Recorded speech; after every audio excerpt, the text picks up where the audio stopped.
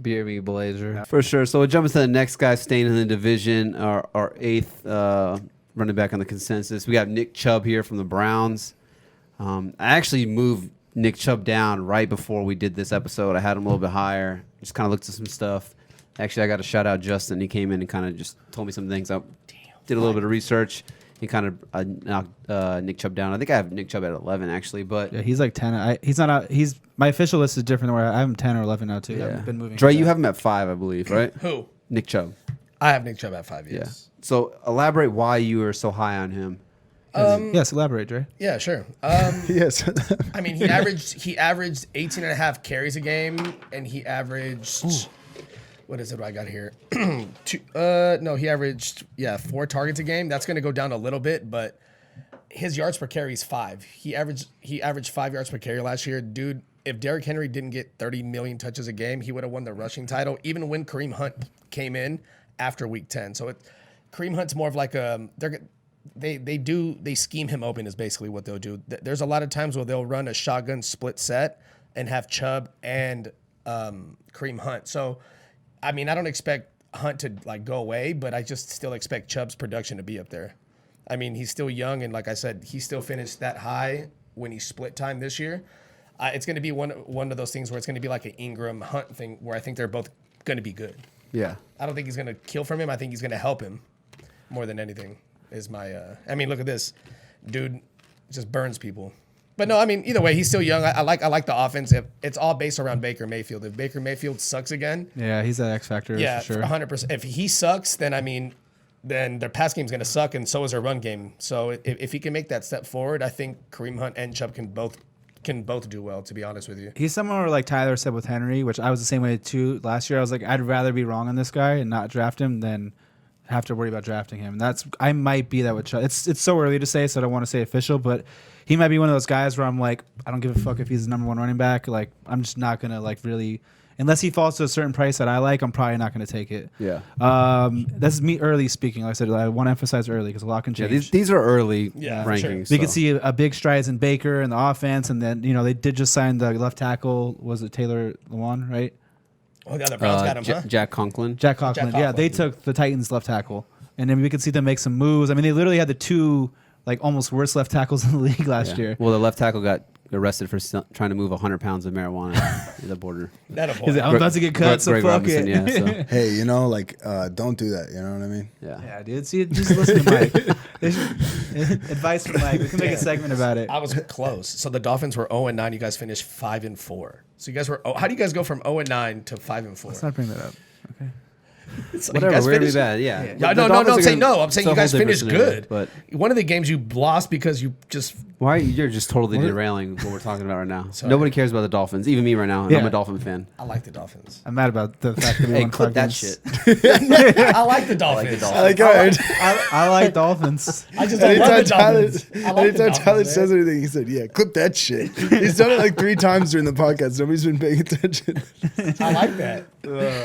Clip that shit. Who are we talking about? Nick Chubb. Oh yeah, he went from erect to flaccid. If you look at there was a difference when Kareem Hunt came back, and Yeah, for sure. one of the worrisome parts too is the catches weren't even really there, and then when Hunt came, they were like barely there. Yeah. I don't want a running back who's going to catch maybe 18 balls, and that's what he was like on pace for with Kareem Hunt there. So that's really worrisome. Yeah. Especially not to say he can't finish 5 because he could lead the league in rushing, but I just don't. I don't want it's hard for me to put him that high as of right now with me not seeing any kind of, change where, all right, we're going to incorporate Chubb into the passing game. He's going to get 40, 50, like kind of like what happened to Chris Carson last year. Yeah. Like, unless I see that, it's going to be hard for me to put him in this top tier of where people, where he's kind of going. And then with that said, it was just to kind of touch on the points per game thing, where I have it. I got to pull it up. Give me 2 seconds. So you just want more receiver upside is what you want out of your running backs. Well, that there, and you'd then rather have it. And then with Chubb, I mean, he had 4 games under 10 points. All of them came when Kareem Hunt came in. Yeah. All of them. So that's like, there's something. Like we can't ignore this to say that that Hunt didn't make a difference, because he did make a difference, and it was like a tale of 2 parts. So it's like, was that a fluke? Were they kind of just at the end, like kind of just? I don't remember how they were playing. Were they losing games and whatnot? I can't remember offhand. The season was over. Was that part of it? But you do have to look at the fact that when Hunt came in, the numbers changed. Yeah, 100%. Yeah, but Go ahead, What Michael. what if Hunt gets in trouble again? Well, then he gets arrested, and then he's gonna be kicking Just- it just- in the sale. just he be can't hedging he on can't that. flick anybody at this point. So. Just kidding. No, yeah, I'm kind of, I agree with Anthony here.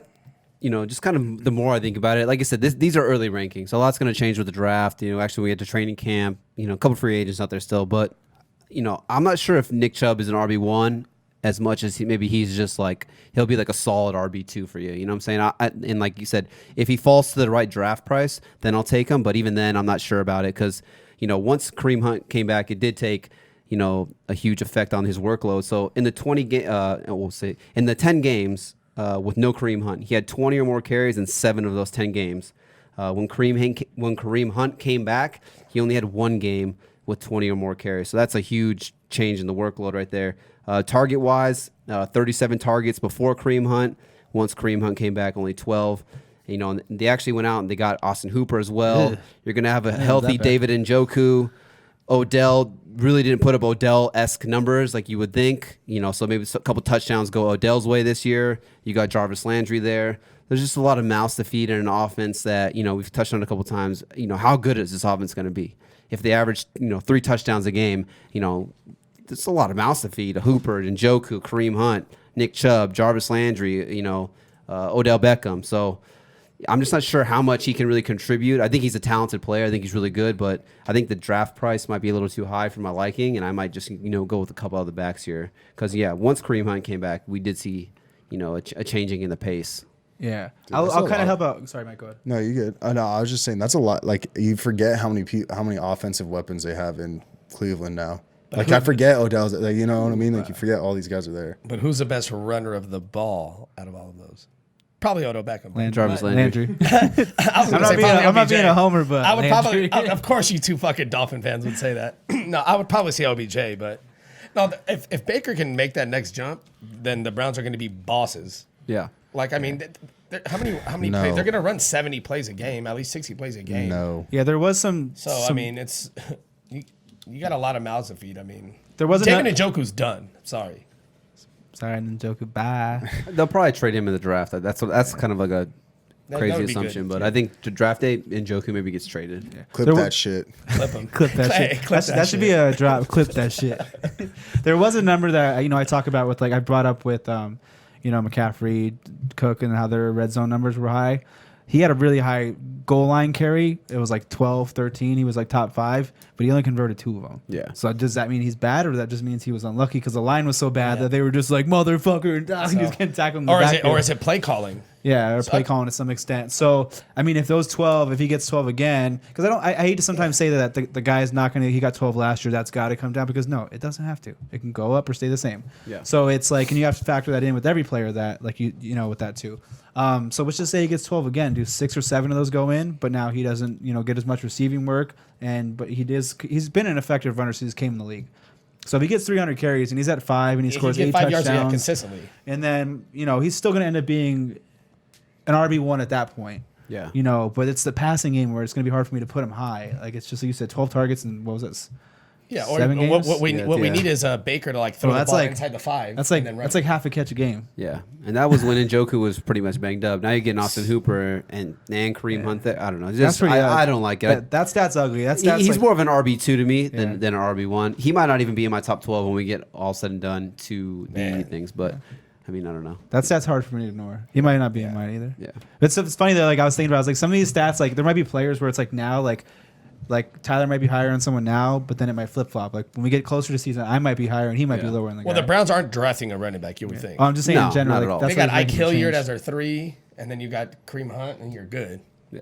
They just got to figure out their offense. They got to figure out Baker Mayfield. If he's good, yeah. their whole everyone on that team's going to be The good. Browns, in fantasy. dude. Can we stop pretending like the Browns are just? It's the organization. They just can't Yeah, fucking do yeah, anything. they're stupid. They can't draft. They can't make a trade. They can't fucking sign anybody. They can't manage their personnel for shit. They have a bunch of athletes, and then They can't suck. hire. They can't hire coaching. They can't do Do you anything. guys know how old their GM is? How old? Which one? They've had so many fucking GMs. The I one don't they know. have now. Oh, psh, How old is he? 36, Close. 38. No way. Tyler, what's your guess? Their GM now? Yeah. They fired that Dorsey guy? Yeah. Oh. Well, obviously. Oh, fuck. I don't know. I have no idea then. Just take a guess. 33. Ooh, close. Well, I said 38. He said 33. I mean, Anthony doesn't know. He just wants me to look it up. No, what's that guess? Don't look it up. he's like, your guess is as good as mine. I know. Is he young? Oh, you know? Obviously, Yeah. yeah. I just Well, said he 33. is. He said he close. Okay, I'm gonna say 35, I'm gonna 35. say 29. He's 32. Oh, They have a GM that's So, 32 I years won. old. That's pretty crazy to be the GM for of the Cleveland. I don't know if it's either a really bad thing Well, or hey, really you know good. what's I mean, funny? but the game is Yeah. evolving. Like you That's said, what's- you said a lot. Like yeah. you get these older guys who are they're so Yeah. stuck in their caveman ways, their dinosaur ways of football. And, Caveman ways, good word.